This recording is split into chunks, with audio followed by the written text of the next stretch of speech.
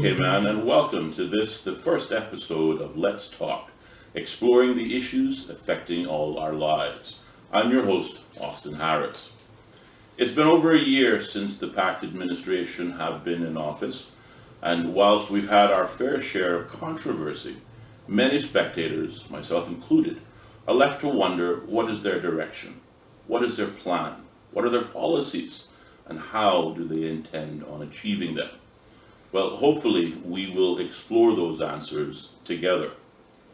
Today on Let's Talk, we are going to examine the issue of the environment, and in particular waste and waste to energy. And with me in studios is my first guest, the Honourable Deputy Leader of the Opposition, Shadow Minister for the Ministry of Environment, and MP for the constituency of George Town North, where the landfill actually falls under, Mr. Joseph Hugh. Hello, Mr. Hugh, and thank you for being with us. Hey, hello, Austin, and hello to the viewing public. And it's certainly a pleasure to be here, be your first guest, and to be with you in this format. It brings back memories. I was smiling in my head over the, decades of appearing on radio shows with you as a host. And I remember one morning up at Hurley's.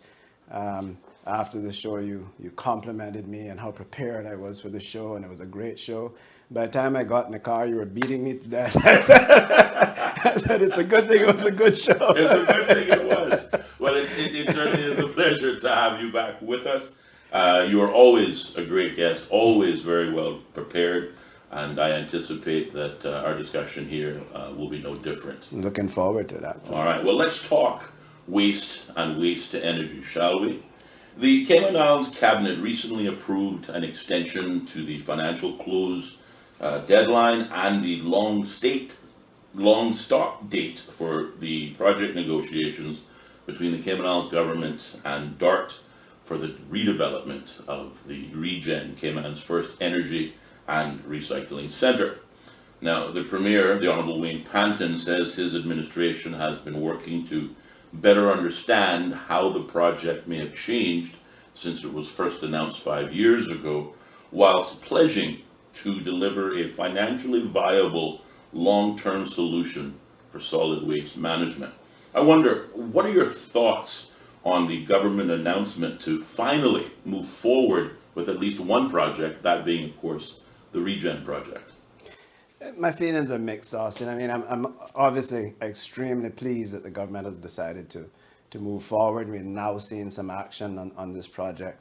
But it just baffles me that after a year, looking at the things, the low-hanging fruit that this government in particular could have just hit the ground running with, and not to try to take credit from being in the last administration, but these are key and important issues facing our community. We're talking about the landfill, talking about the National ID program, which became very evident during the COVID shelter in place, how important that was, and having data and the ability to contact people and having information at our fingertips, having to be able to do transactions without leaving your home.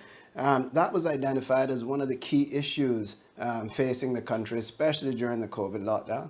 The National Development Plan, which continues to be, that is the basis, the nucleus, and is the foundation of our future. All of the arguments about the environment, about overdevelopment, about the landfill, all comes down to National Development Plan.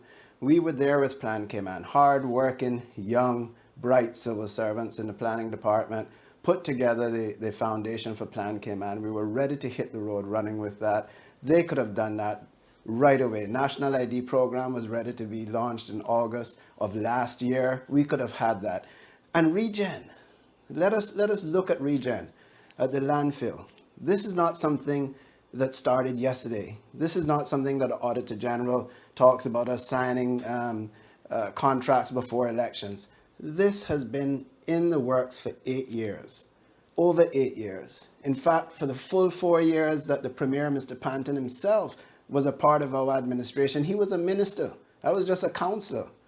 But that is where it started. It started with his own chief officer, Jennifer Ahern. It continued on with Mr. Dwayne Seymour, who's now a part of the government. You have Ms. Julianne O'Connor-Connolly, the Honorable Julianne O'Connor-Connolly, who was a minister in that government. What was the delay? I have to believe that the only thing, or the only reason there was a delay, was because they were just looking for some fault in the project. This is a national issue that politics should not be played with this issue. And it is a serious health issue when you talk about my constituents in George Town North. Yes, indeed.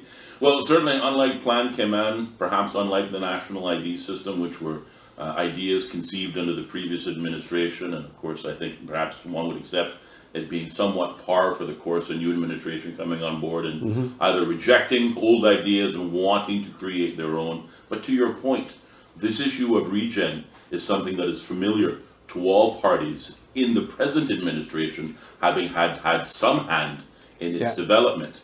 But I have to ask you, though, in fairness, in March of this year, the opposition accused the PACT administration for, let me see if I can get it right, sleepwalking the whole country into a horrific environmental disaster, obviously in reference to them dragging their feet. Yes. But in fairness, the Unity administration, the previous administration, only penned this agreement for ReGen, as it is now called, some 3 weeks before the general election on the 14th of April. How do you, as Deputy Leader of the Opposition, reconcile these delays, one administration to the other? Well, we go back to the fact, and we actually go back decades and decades, the argument and trying to find a solution for the landfill. Not in Bodden Town, Bobo, was the chant that stopped it the last time. This was a thorough RFP that went out. This was a thorough tendering process. There were 2 bidders. DART was selected as the preferred bidder. The second bidder rejected being a backup bidder for it, so we were down to 1. This went through years and years of back and forth, fine-tuning, going through the details, until we finally got to the point where we could sign a contract. Now, of course, you mentioned the date and the weeks before the election. We had at the time, and certainly when we started 8 years ago, when the Honorable Premier was then a member of our government, we by no means could have anticipated that we would have an early election.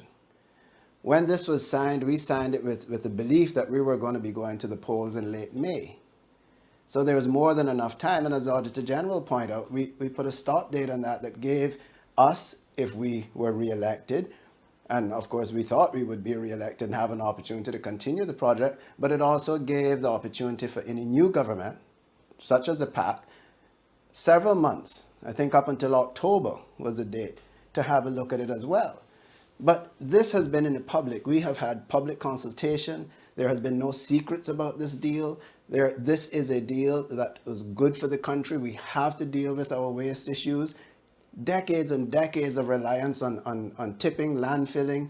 We have to deal with it. And I think what has happened now is that the Premier has realized, I think they took it from Minister Turner, and took it into his ministry, where Ms. Jennifer Ahern was the chief officer that actually executed the initial tender. He has the experience and the knowledge of 2 former ministers from our administration there. Yeah.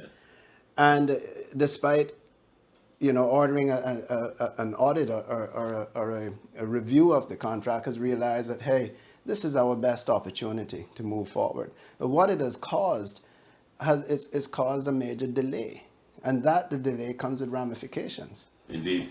Now, you mentioned dates, and I want to focus on dates just for a moment, particularly for the benefit of the listening audience. We opened by acknowledging the government had satisfied themselves by setting 2 dates, the financial close deadline and the long stop date. What do those 2 terms mean in terms of this project?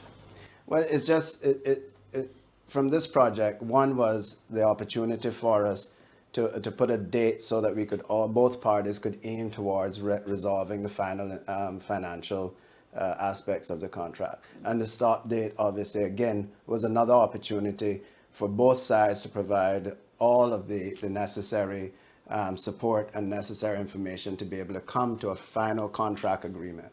And that is, that's the process that we decided to take. That was a process that was recommended to us by the then project managers so that we could move along from stage to stage to stage and keep the project moving. Indeed.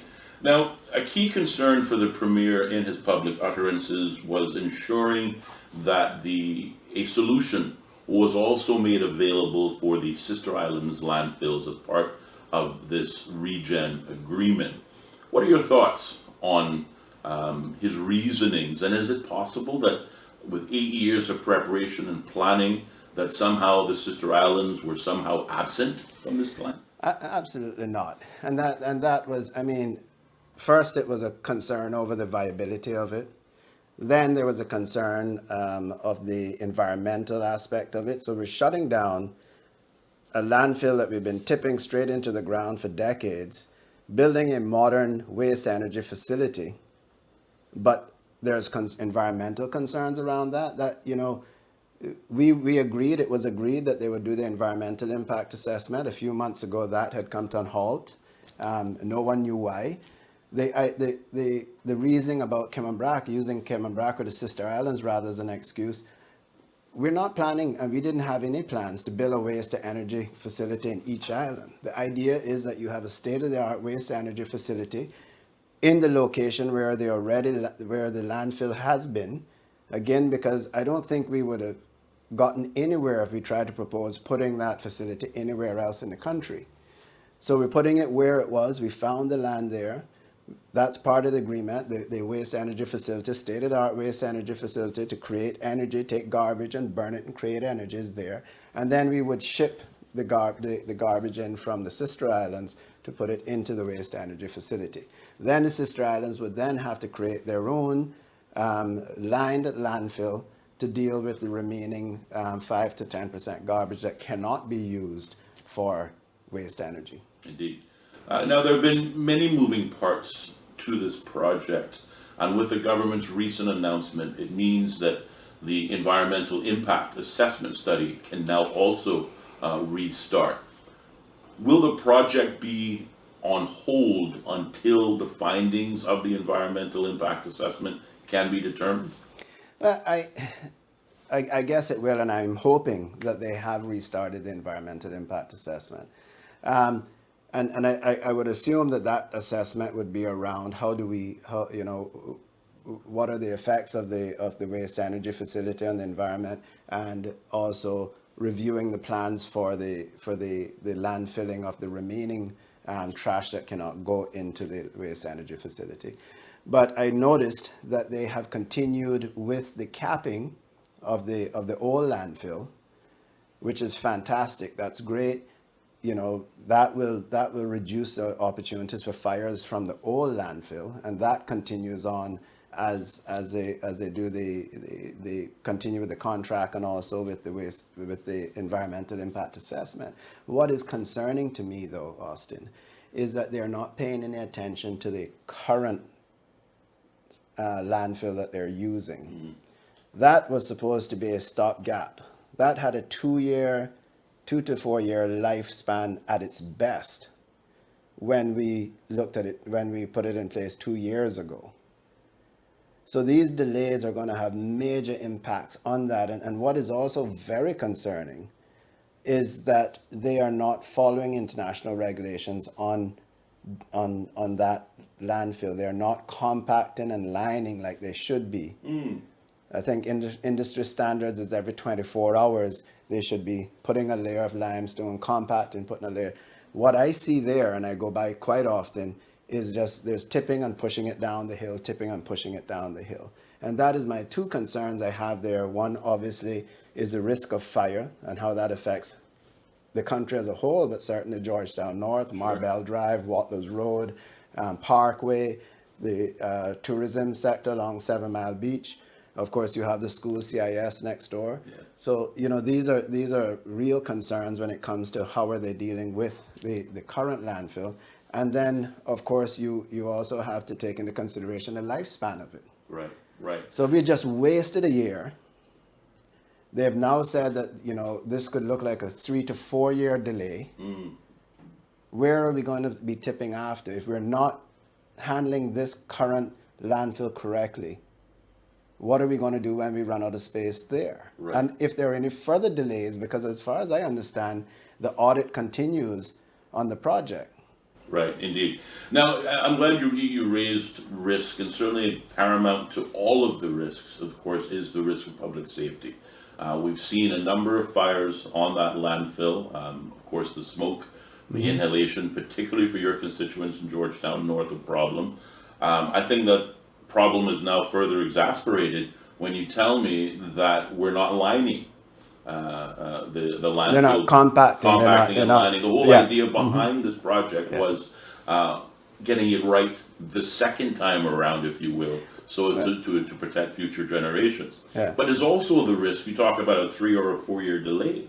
Is it possible the investors behind this project who are willing to put up the money and promise us a green capped park paradise where the landfill used to sit, is it possible they'll stick around for 3 or 4 years?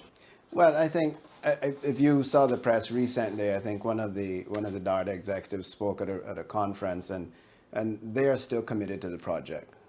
From his words, it's a good project. They're moving forward. They gave examples of what it will look like after. I think the next few months are going to be key. If there's any further waffling on this subject, I think we could have a problem. But this is a national issue, and I think that the developer sees it as a national issue. I know that the rest of the country sees it as a national issue that requires urgent attention. I just don't know if this PACT administration sees it as a national issue that requires urgent attention. That's my concern. And the support for the civil servants working at the landfill. Because, it has always been a challenge to keep the equipment running and to keep things moving as the way they should be in the landfill. But at the moment, and over the last several months that I've been there, I don't see the equipment out there. It is my understanding, and I haven't been able to confirm it, but it's my understanding that a lot of the equipment have mechanical issues. But when that happened to us, we brought in outside equipment. We got subcontractors to come in because it is key. It is key for safety of the landfill workers on the site.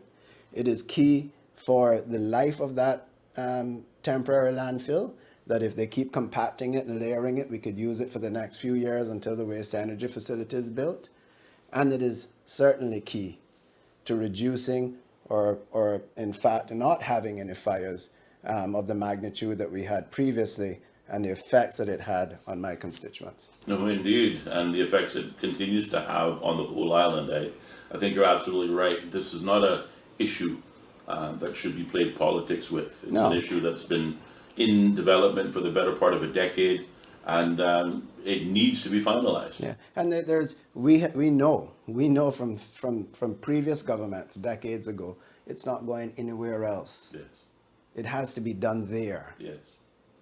It has to be done there. To open that can of worms again, unless they are aware of some new technology or some way of making garbage vanish into the air, this we have identified and everyone has recognized is our best opportunity. Yeah. And in fact, for me, it is our only opportunity to provide an environmentally friendly solution to decades and decades and decades of tipping landfill and the issues that surround that, the flies, the rodents, the wild animals, the fires, the risk of the staff there.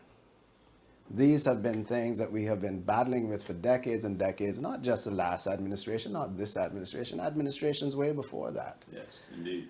But I am concerned about whether or not this administration, an administration that has its foundation on the environment, whether this administration is in fact paying enough attention to it.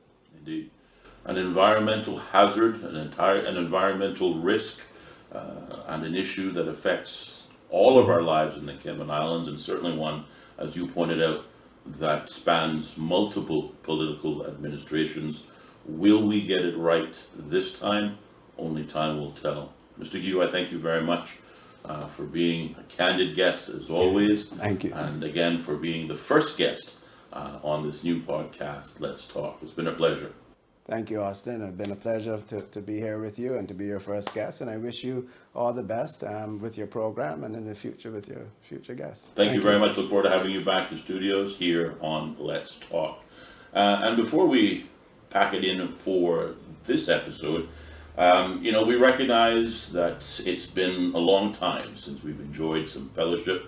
COVID certainly has kept us isolated from each other, but that is about to change. We would like to welcome you on Saturday, the 21st of May, to the Progressive and Friends Family Fun Day, which will take place between 11 a.m. and 5 p.m. the 21st of May, and it'll take place about a half a mile east of the Frank Sound Junction on an empty plot of land. There'll be flags and signs for directions, so please come out on the 21st of May for the Progressive and Friends Family Fun Day. For Let's Talk, I'm your host, Austin Harris. Hope you'll tune in again next time.